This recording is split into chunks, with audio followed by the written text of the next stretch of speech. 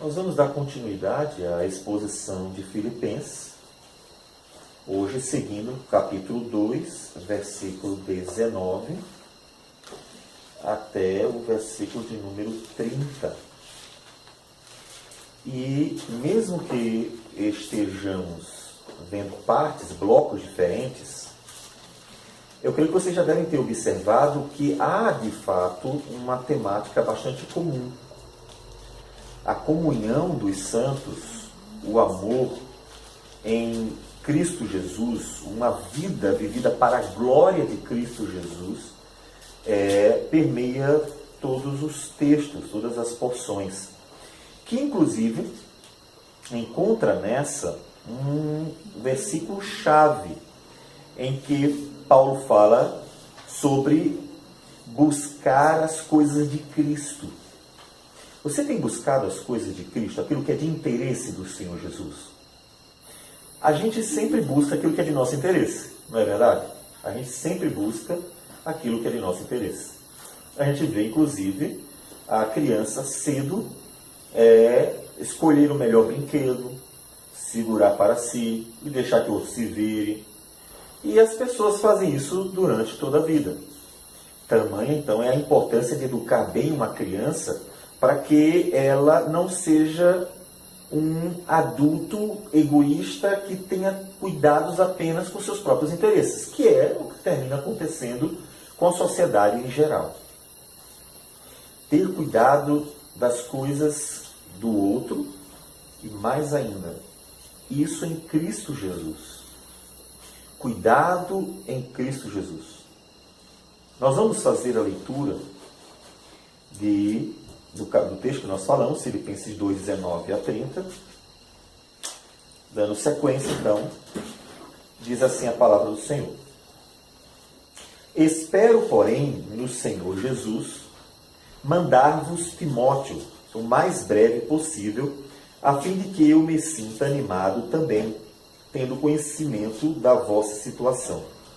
Porque a ninguém tenho de igual sentimento que sinceramente cuide dos vossos interesses, pois todos eles buscam o que é seu próprio, não o que é de Cristo Jesus. E conheceis o seu caráter provado, pois serviu ao Evangelho junto comigo como filho ao Pai. Este, com efeito, é quem espero enviar tão logo tenha eu visto a minha situação. E estou persuadido no Senhor de que também eu mesmo brevemente irei.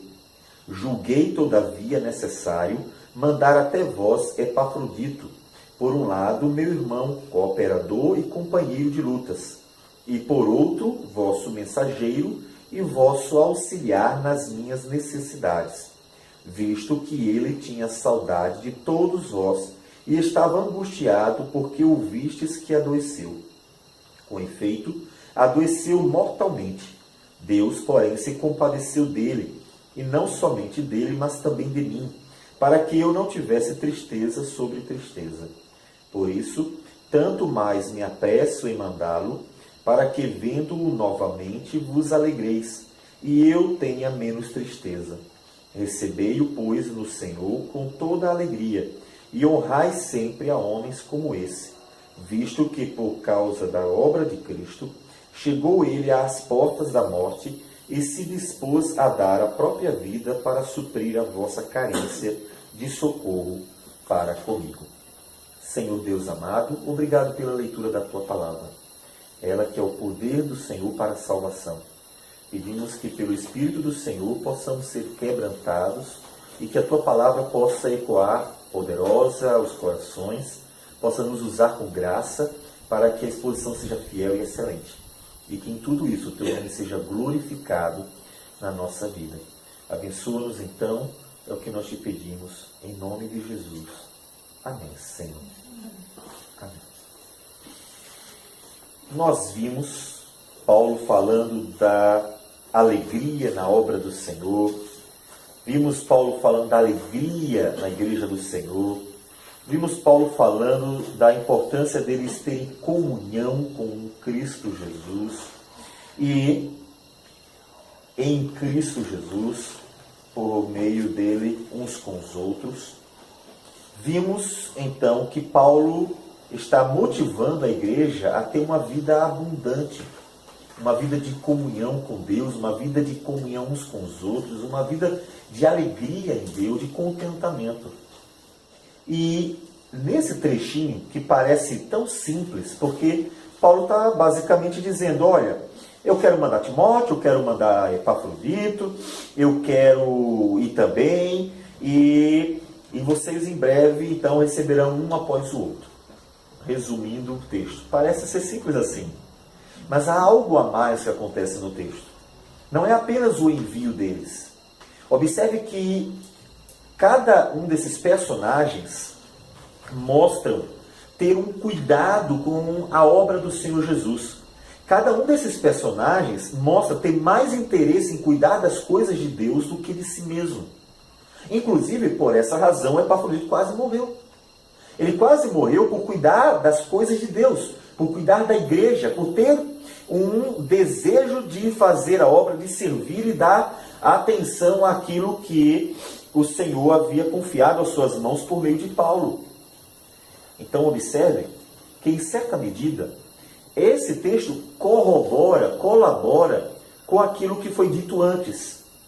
Paulo querendo que os irmãos vivam para a glória do Senhor, de modo digno de Cristo, em comunhão. Ou seja, cuidando não apenas do que é próprio. Porque ele disse isso no versículo 4 de Filipenses capítulo 2. Não tenha cada um em vista o que é propriamente seu, senão também cada qual o que é dos outros. Dessa forma, veja que é bastante estratégico que, depois de ter mostrado Cristo como o exemplo perfeito de alguém que esvaziou a si mesmo para dar a vida pela própria igreja, pela igreja, aquele que se esvaziou para dar a vida pela igreja que lhe ama, agora o Paulo nos dá um exemplo de outros personagens, incluindo ele, que também estavam se dedicando pela causa do Senhor, pela igreja do Senhor. E é assim que a igreja tem que cuidar. Ou seja, não cuidar apenas de si mesmo. Nós costumamos fazer isso. E isso porque naturalmente nós somos egoístas. Nós sempre queremos o que é melhor para nós. Sempre. Como disse, desde uma criança. É possível ver o pecado no ser humano na criança de meses. No egoísmo que ela demonstra com poucos meses de vida quando é colocada diante de uma outra criança. Junto com uma outra criança, você vê que a criança demonstra aquilo que nós já mencionamos, o egoísmo. Isso é o pecado se revelando cedo, no comportamento tão simplório, tão simples, tão infantil, e já está presente. Ou seja, nós precisamos lutar contra isso. Lutar contra o desejo de viver apenas cuidando daquilo que é de nosso interesse. Cuidando daquilo que nos importa, daquilo que nos beneficia. E Paulo quer que a igreja tenha um comportamento diferente daquilo que é o natural do pecado. Há exemplo de Cristo, que não cuidou de si mesmo, mas da obra do Senhor, e agora há exemplo de alguns. E, versículo 19, ele disse, então, espero, porém, no Senhor Jesus, mandar-vos Timóteo. Por que Paulo quer mandar Timóteo?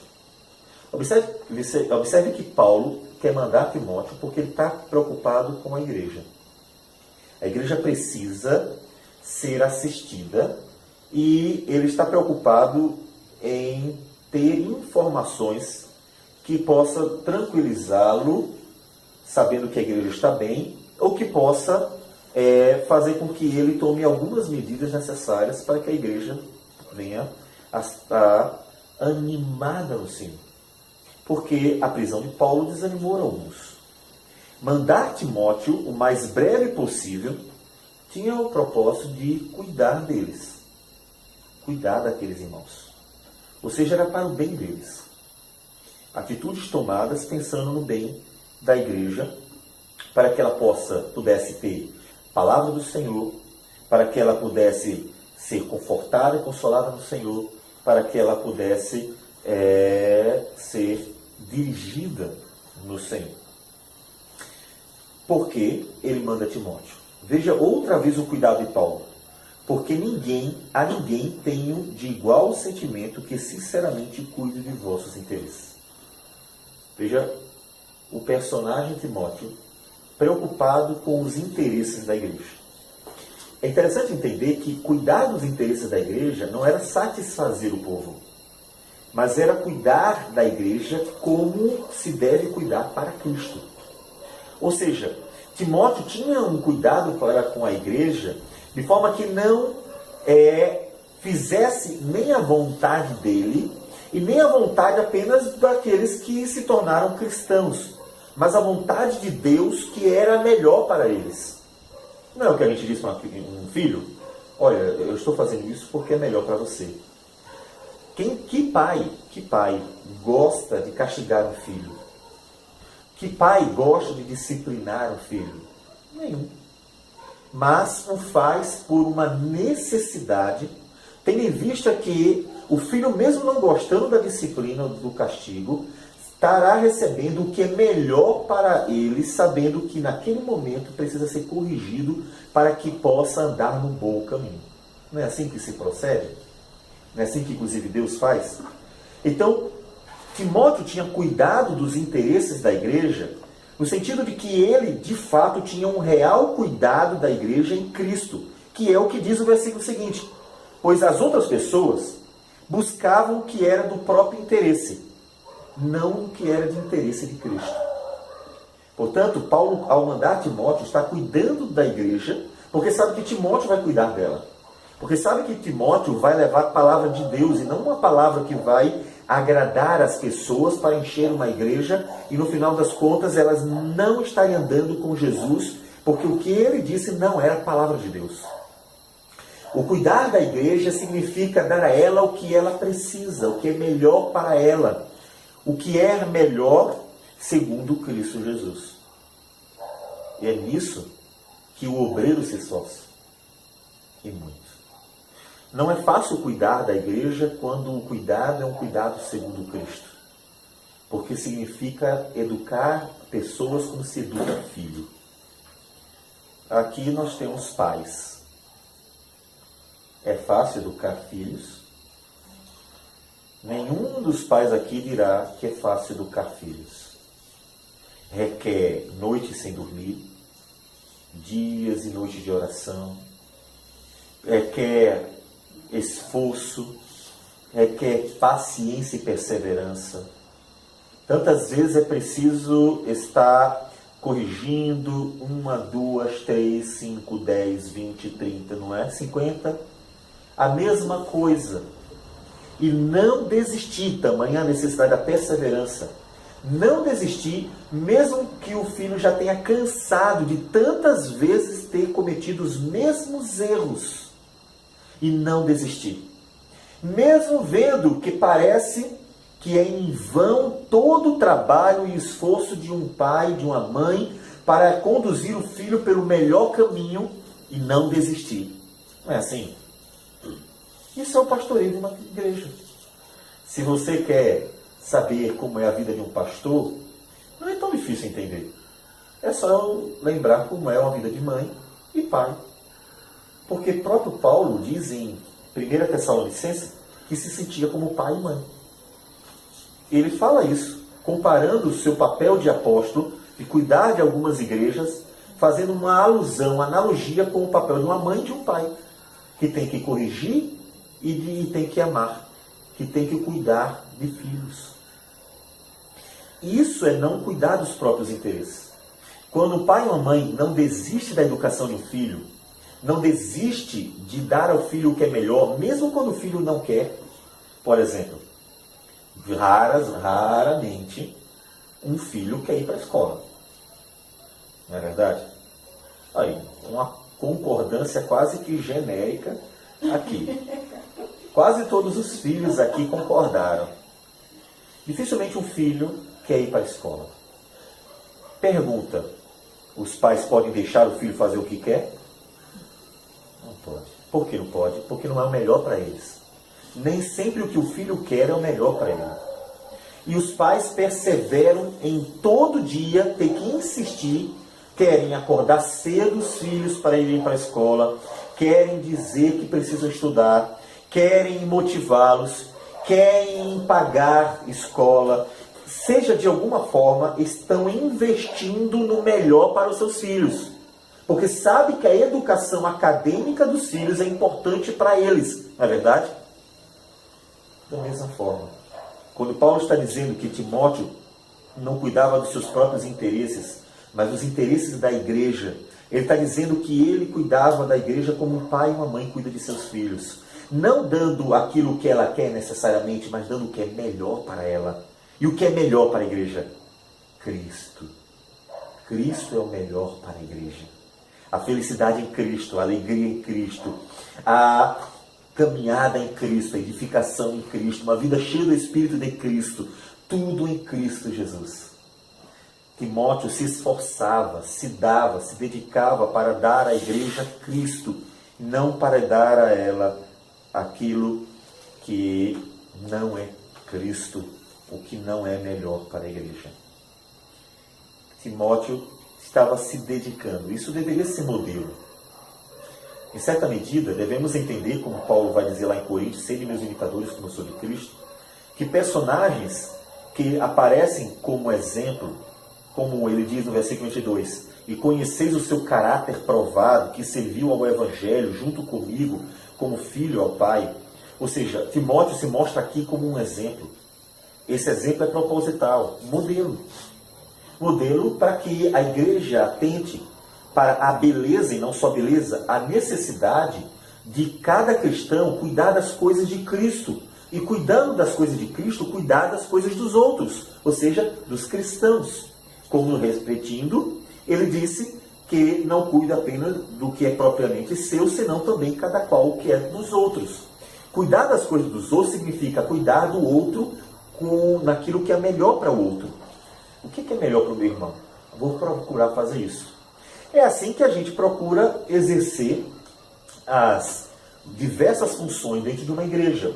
O pastor, o presbítero, o diácono, o professor de escola dominical, os cantores nos grupos que cantam, conduzindo a igreja de forma congregacional, os trabalhos das sociedades internas, que visa a edificação de cada grupo. Ou seja, as pessoas que estão trabalhando dentro da igreja deverão trabalhar exatamente pensando naquilo que é o melhor, cuidando não dos próprios interesses, mas do que é o dos outros, dando aos outros o que eles precisam para que tenham uma vida abundante em Cristo Jesus.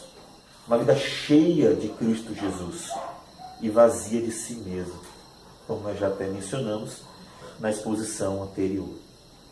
Timóteo é um exemplo disso, para a gente imitar, para a gente copiar. Este, com efeito, é quem espero enviar tão logo tenha eu visto a minha situação. E estou persuadido no Senhor de que também eu mesmo brevemente irei. E observe que o próprio Paulo quer também cuidar dos interesses da igreja, ou seja, quer ir à igreja para alegrar o coração dela por meio da palavra do Senhor, por meio da manifestação ou do exercício da obra do Senhor, para que ela seja uma igreja fortalecida, que cresça em tudo em Cristo Jesus. E outra vez, observe que Paulo mostra que ele tem uma tranquilidade quanto ao seu futuro. Provavelmente ele será assim, liberto. Essa é assim a expectativa do apóstolo Paulo, como nós já falamos em exposições anteriores. Mas olha aqui, Paulo quer mandar mais uma pessoa que cuida da obra do Senhor, que cuida da igreja do Senhor. E julguei, versículo 25, todavia é necessário mandar até vós Epafrodito. Por um lado, meu irmão cooperador e companheiro de lutas, e por outro, vosso mensageiro e vosso auxiliar nas minhas necessidades. Ele está indo com a carta para que a igreja seja confortada e fortalecida, exortada e edificada, e para compartilhar também, como mensageiro do Senhor, da palavra de Deus, quer a que ele teria na mão, que era a própria carta de Filipenses, quer o ensino, a pregação que ele traria para a igreja. Porque Epafrodito também cuidava das coisas da igreja. Um homem que, de tal forma, se dedicou à obra do Senhor, que quase foi a morte. Versículo 30, visto que por causa da obra de Cristo, chegou até as portas da morte e se dispôs a dar a própria vida. Que coisa bela. Um homem que abriu mão da própria vida para edificar a igreja, servir ao Senhor, cumprir a missão que lhe fora designada, e adoeceu por causa ou no meio dessa missão. Paulo quer enviar mais um homem que para ele era um homem que também faria bem esta obra. Como é que a igreja deveria receber? Versículo 29. Recebei-o, pois, no Senhor com toda a alegria e honrai sempre a homens como esse. A igreja deveria receber essas pessoas, não só o Epafrodito, mas também o Timóteo, receber bem, como pessoas que estavam se dedicando na obra do Senhor, para que elas fossem também alegradas. Porque quando a igreja recebe honrando e se alegrando com a vida daqueles que estão fazendo a obra do Senhor fielmente, a igreja está alegrando essas pessoas, de forma que ela também está exercendo o cuidado para com o outro, porque ela está fazendo o melhor para que aqueles que se dedicam na obra tenham também momentos de conforto e alegria, porque não há maior conforto e alegria para aqueles que realizam a obra do Senhor do que ver uma igreja recebendo-os, ou mais recebendo a palavra que transmitem com alegria, com dedicação, com zelo, com diligência. Desta forma, observe que tanto Timóteo e Epafrodito estariam dedicando a vida à igreja, como a igreja estaria dedicando a vida para eles, dando a eles alegria também. Ou seja, havia uma mútua satisfação no Senhor, de forma que eles estariam se edificando, se fortalecendo, se ajudando, estariam se abençoando. Mas aparece um outro personagem aqui que eu gostaria de também dar um realce. Versículo 27. Ele diz que, com efeito, o Epafrodito adoeceu mortalmente. E diz que Deus, porém, se compadeceu dele, e não somente dele, mas também de mim, para que eu não tivesse tristeza sobre tristeza. Coisa interessante. Até Deus, nesse texto, mostrou um cuidado maior com o outro do que, digamos assim, entre aspas, consigo mesmo. Epafrodito poderia ir para a glória, afinal das contas, estaria com o Senhor. Diz o salmista, boa aos olhos do Senhor é a morte dos seus santos, estarão descansando de suas obras. Mas nesse momento, Deus viu que era importante alegrar o coração de Paulo, fazendo com que Epafrodito não morresse, curando. De forma que Deus teve misericórdia tanto de Epafrodito como de Paulo. E alegrou o coração dos dois, e podemos dizer também até o da igreja. De tal forma que Deus mostrou cuidar dos interesses da igreja, de Paulo, de Epafrodito, restaurando a saúde dele. Como Paulo também tinha a expectativa que Deus o libertasse das cadeias, exatamente para também ser bênção no meio da igreja. Ou seja, até Deus aparece dentro do texto como aquele que cuida dos interesses do outro, e não apenas dos seus próprios interesses, sendo bênção para pessoas tão pequenas aos olhos de um Deus grandioso, mas que Ele amou na eternidade. Veja então, na prática, aquilo que Paulo falou antes sobre o ter uma vida de comunhão, unidade na luta pelo Senhor Jesus, na luta pela fé evangélica. Na prática, nós temos vários personagens lutando pela fé evangélica, de forma que estão cuidando dos interesses do outro em Cristo Jesus. De que interesses você cuida? Nós temos nossos interesses necessários. Temos o necessário trabalho, pensando no sustento. Nós temos que cuidar da saúde, pensando na vida.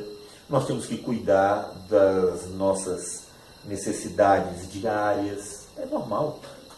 E é tão normal que Jesus, lá em Mateus capítulo de número 6, que vocês estão lembrados, disse que Deus sabe de que vocês têm todas essas necessidades e cuida de vocês. Lembram? Quando ele fala do passarinho, quando ele fala da planta. Ou seja, os nossos interesses básicos, que são necessários, são tão básicos e necessários que Deus sabe e dispõe-se a nos ajudar e cuidar de nós em todos eles. Todavia, Deus não quer que nós tenhamos apenas os nossos interesses em foco, mas também tenhamos os interesses de Cristo Jesus, que é direcionado à sua igreja. Interesses de Cristo. Fazendo um paralelo com Colossenses, Paulo diz em Colossenses capítulo 3, versículos de 1 a 4. Portanto, se fostes ressuscitados juntamente com Cristo, buscai as coisas lá do alto, onde Cristo vive, assentado à direita de Deus. Vejam, se vocês já conhecem a Cristo, já nasceram de novo, então busque os interesses de Cristo, as coisas lá do alto. Versículo 2. Pensai nas coisas lá do alto, não nas que são aqui da terra, porque morrestes e a vossa vida está oculta juntamente com Cristo em Deus. Quando Cristo, que é a nossa vida, se manifestar, então vós também sereis manifestados com Ele em glória. Pensai nas coisas lá do alto. Buscai as coisas lá do alto, onde Cristo vive. O que é isso? Busque os interesses de Cristo. E, buscando os interesses de Cristo, você estará também buscando os interesses da igreja. Você sabe quais são os interesses de Cristo? Para isso é necessário saber os interesses de Cristo. Parar para pensar. Eu vivo tanto para mim. O que Jesus gostaria que eu fizesse? Será que Jesus não tem algum interesse e gostaria que eu executasse? Quais são os interesses da igreja? Ou seja, quais são as necessidades dela que Deus quer que eu esteja também cuidando em Cristo Jesus e para Cristo Jesus? Quais são? Para que eu seja um instrumento que não apenas cuida de mim mesmo, mas cuida do outro.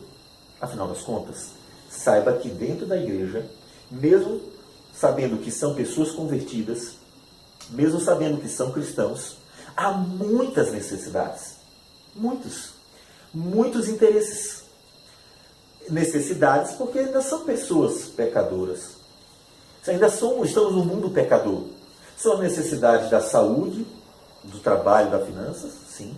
Mas também são necessidades da exortação, são necessidades do ensino, são necessidades relacionadas a aquilo que precisamos no mais íntimo do nosso ser, o nosso coração que precisa ser transformado dia a dia. A igreja sempre precisará de você, sempre. A igreja nunca estará autossuficiente aqui na terra. Nos céus, ela viverá em Cristo Jesus plena, cheia. Claro que nunca autossuficiente, mas já cheia de todo o conhecimento que o Senhor tem para nos dar. Aqui, ela precisará intensamente de cada pessoa se dedicando a ela em Cristo e para Cristo. Ou seja, ela precisará de todos os seus membros procurando ajudar para que cada criança possa ser edificada, fortalecida e cresça saudável em Cristo Jesus. Para que cada adolescente vença as lutas da vida. Os adolescentes têm muitas lutas com a sexualidade, têm muitas dificuldades com a cultura deste mundo pagão e precisa constantemente de pessoas que ajude, oriente, fortaleça, converse e mostre para eles os perigos de cair em tentações deste mundo. Porque não só a tentação é ruim, mas tudo aquilo que decorre dela é destruidor. De forma que cada jovem também precisará de ajuda para ser fortalecido no meio de lutas, porque a vida é marcada por lutas.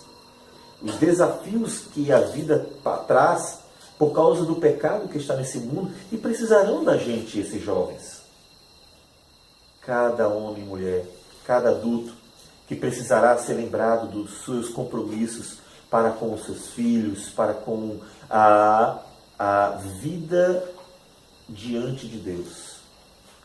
Então, nós precisamos de uns dos outros. De tal forma que precisamos cuidar também dos interesses da igreja, do irmão, do criança, adolescente, jovem, adulto.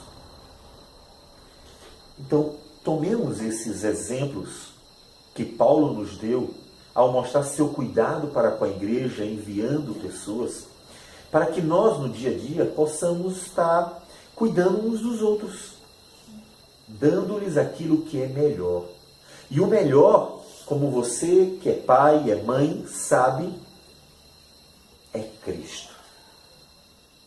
Cristo é o melhor para ser filho e para os irmãos. Dê Cristo a essas pessoas.